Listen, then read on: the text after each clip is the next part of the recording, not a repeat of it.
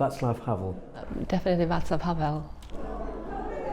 Certainly Havel. Yeah, of course, Václav Havel, yes. My father, I suppose, and the young people who were running the town. Václav Havel was the dominant one, and of course there are other names and other people who were, involved, particularly in Slovakia in '89. But I think because it started in Prague, it was a very sort of event oriented to whole Czechoslovakia rather than, And actually, every single student who was on the street. It's certainly my father. Yeah, it would be Václav Havel, definitely. Obviously, that was the main person you always see in every event. The demonstrations. Obviously, there was a lot of other people who were brave and created the platform for him to then become the main personality of the revolution. But yeah, I think I would. This is the one you definitely remember the most.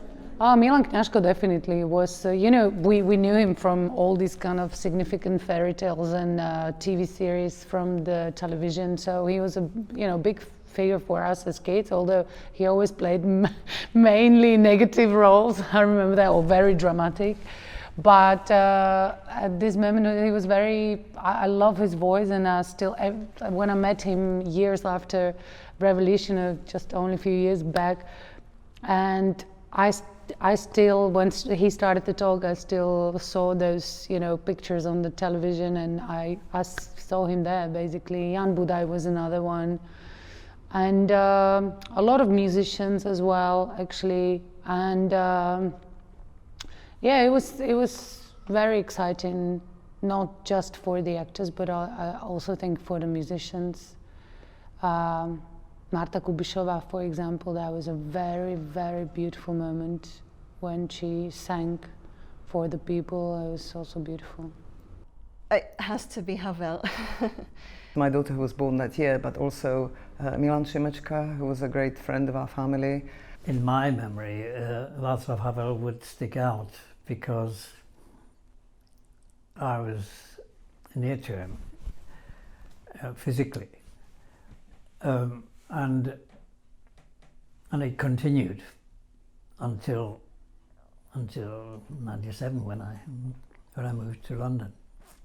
Well, my wife in the first instance. Obviously, on a sort of less personal level, obviously Havel. My two close friends who were very active together. We actually joined the most of these demonstrations since 1988.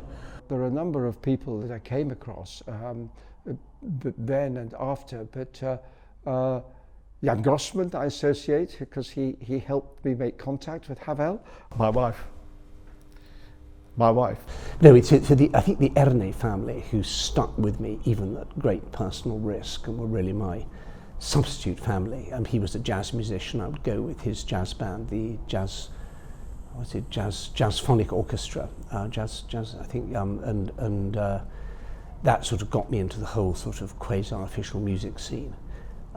So I think he's dead now, but I think he epitomised to me the ability of Czechs to be brave and ingenious and flexible and survive and be good friends and run a good family and even have a sort of career even in these what seemed like very intimidating conditions.